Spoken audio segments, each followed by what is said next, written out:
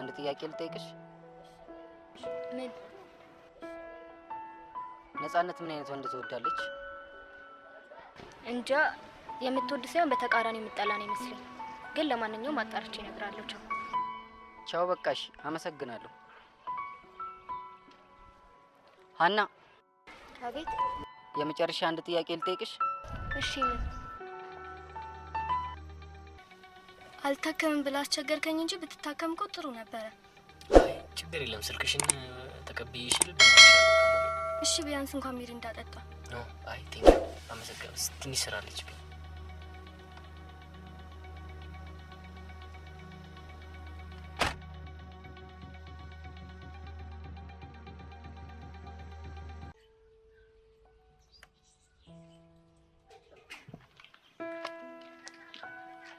ምን ፈልገህ ነው? የት?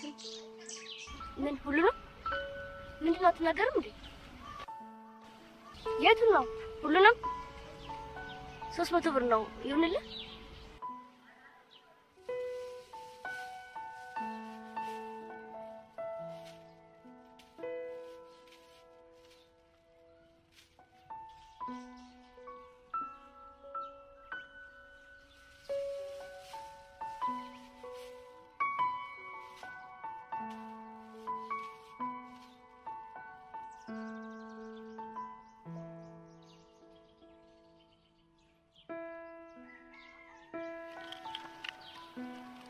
ተፈብር ሰተኛል እኮ አንተ አላዛር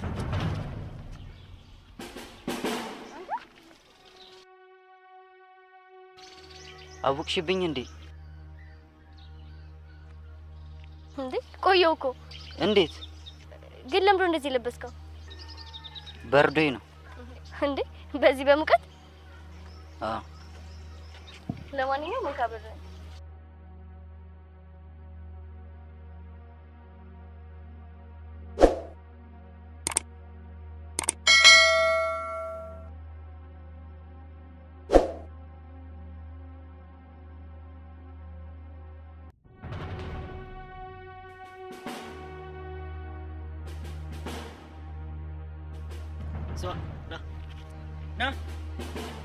እንግዲህ ጆሲ ከአላዛር ጋር ጽናት ስታወራ አይቷቸዋል።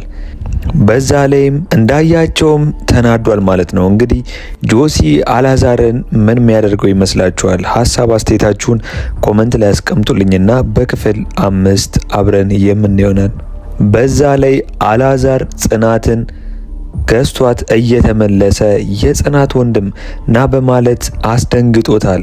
አላዛር ላይ የጽናት ወንድም ምን የሚያደርግ ይመስላችኋል? እሱንም እንደ ሌሎቹ መጥቶት በሩን ይቀባበለዋል። ነገር ግን የእሷ ወንድም መሆኑን አላዛር ካወቀ ሌላ ቀን ከባድ ነው የሚሆነው። የሚፈጠረውን በክፍል 5 አብረን ምን ይሆናል። እንግዲህ ጆሲም በእል ጽናትን እየወደዳት መጥቷል። ለእሷ ብዙ ውለታ እየዋለም ነው። አሁን ግን ከአሌ ጋር ሲያያት ተናዷል። እሱም ኤላንም የሆነ ነገር ይዞበታል ማለት ነው። እንግዲህ ልጅነት ፊልሙ በጣም እያጓጓ መጥቷል። የጽናት እንግዲህ ፈተና እየሆኑባት ይገኛሉ መክሊትና ጓደኞቿ። ልጅነት ክፍል 5 ቶሎ ይለቀቅ ምትሉ ሁላችሁም ኮመንት ላይ ክፍል 5 ቶሎ ይለቀቅልን በማለት ይህንን ቪዲዮ ላይክ በማድረግ ይጀምሩ። እንግዲህ እንዳየነው ከሆነ ጽናት ወደ ቤት ስትመጣ ያልጠበቀችው ነገር ነበር። እሱም ወንድሟ ሱሰኛ የሆነው ታላቅ ወንድሟ መጥቷል። ጽናት እናቷ ጋር በመሄድ ምን ሊሰራ እንደመጣ ትጠይቃታለች። እናትየውም እንግዲህ እሱ ያመጣው እሱ ይመልሰው በማለት እንደገናም የቤቱን ነገር ጠራርጎ እንደወሰደ ስትነግራት ጽናትም ሄዳ በእልህ በንዴት በቴስታ ትለዋለች። እሱም እሷን በቴራ ይዘራታል። እዛው ሰፈር ያለው በያ የሚባለው ልጅ የጽናት ጓደኛ ሲሆን ይደረብላታል። እሱንም 2 ጊዜ በቦክስ ብሎ ይጥለዋል ማለት ነው። ከዛም እሷንም አጠፋሻለሁ ብሎ ዝቶባት ይሄዳል። እንግዲህ የጽናት ወንድም እንግዲህ ወንድሟ ከጽናት ጋር ያልሆነ መግባባት እንዳለ አይተናል። ነገር ግን ሚስጥሩ ምን እንደሆነ አላየንም ማለት ነው።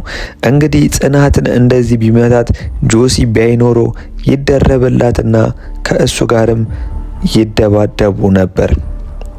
በፊልሙ ላይ እንዳየነው ከሆነ በያ የሚባለው ልጅ በጣም የሚያስቅ ነው።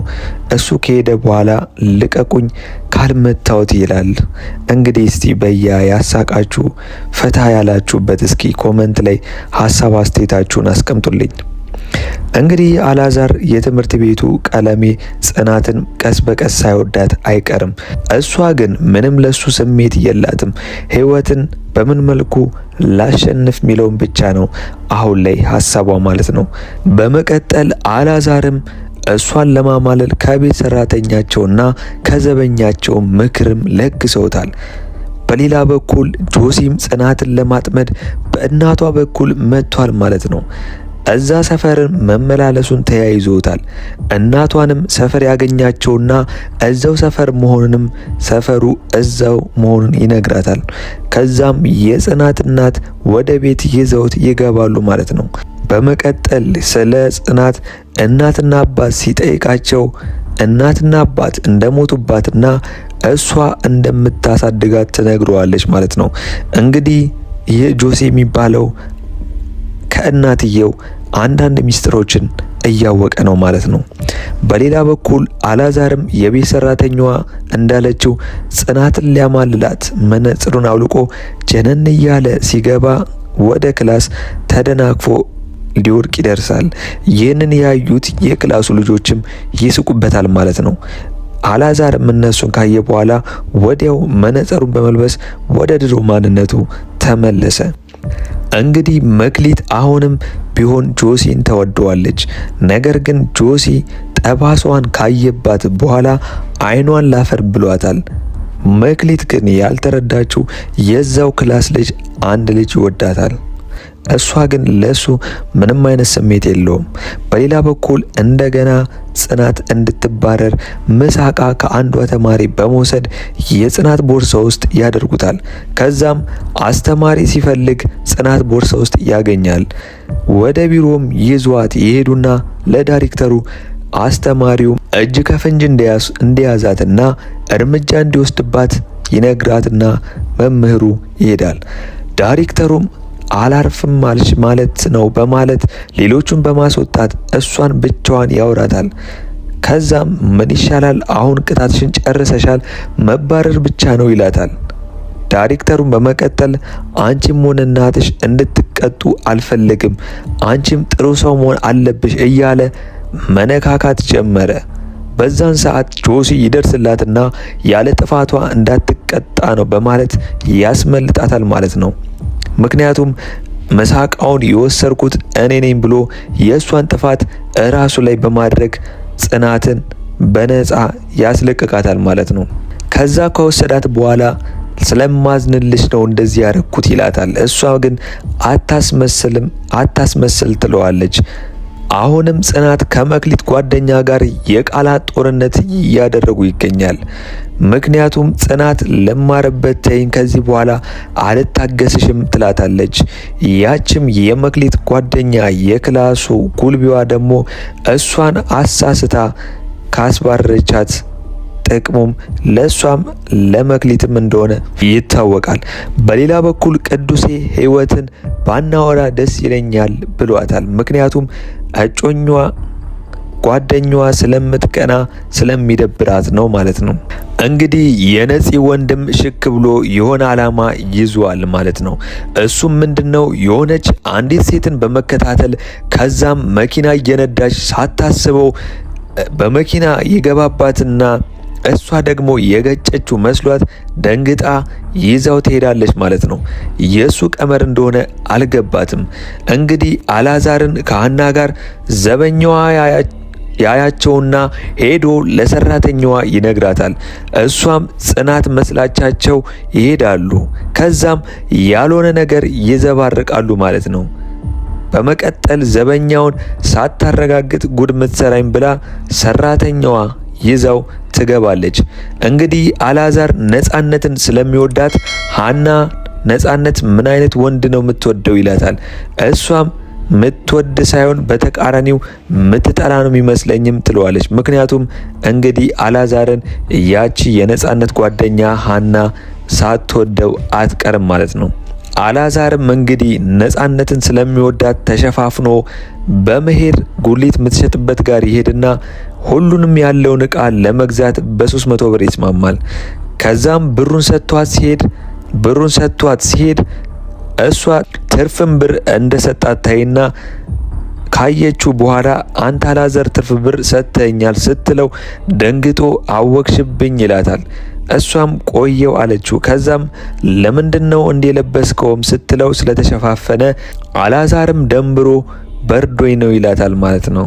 እሷም አሁን ላይ ሙቀት አይደለ እንዴ በማለት ገርሟት ብሩን ትመልስለታለች ማለት ነው። በዛን ሰዓት እያወሩ ጆሲ አያቸው ከአላዛር ጋር። ምክንያቱም ጆሲ ስለሚወዳት አሁን ላይ ይህንን ሲያይ ግራ ተጋብቷል ማለት ነው። እንግዲህ በንዴት በአላዛር ላይ ምን የሚያደርስ ይመስላችኋል? ሀሳብ አስተያየታችሁን ኮመንት ላይ ያስቀምጡልኝ። በክፍል 5 አብረን የምንሆናል። እንግዲህ ልጅነት ክፍል 5 ቶሎ እንደተለቀቀ እኛም በኮሚኒቲ ፖስታችን ስር የምናስቀምጥላችሁ ይሆናል። ለፋሲካ ሚዲያ አዲስ ከሆናችሁ ይህንን ቻናል ሰብስክራይብ ያላደረጋችሁ ሰብስክራይብ በማድረግና የደውል ምልክቱን በመጫን ቤተሰብ እንድትሆኑ እንጋብዛለን። እስከዛው ሰናይ ቆይታ ይሁንላችሁ። በዚህ የፋሲካ ሚዲያ የዩቲዩብ ቻናል በእናንተ ምርጫ የሆኑትን ተከታታይ ምርጥ ፊልሞችን እንደ ሐረግ፣ ጽናት፣ ኖላዊ፣ ሰራተኛዋ አደይ፣ ፍኖት፣ ሚስጥር፣ ህያብ፣ የህይወት መንገድና አዲሱን ፊልም ልጅነት ሚለውንና ሌሎችንም ፊልሞችን ቅድሚያ እያሳየን ለናንተ ሪካፕ በማድረግ ይዘንላችሁ የምንቀርብ ይሆናል። ለፋሲካ ሚዲያ ዩቲዩብ ቻናላችን አዲስ ከሆናችሁ ቻናሉን ላይክ፣ ሼር፣ ሰብስክራይብ በማድረግ ቤተሰብ እንድትሆኑ እንጋብዛለን። በተጨማሪም ሀሳብ አስተያየታችሁን ኮመንት ላይ አስቀምጡልን። ይመቻችሁ።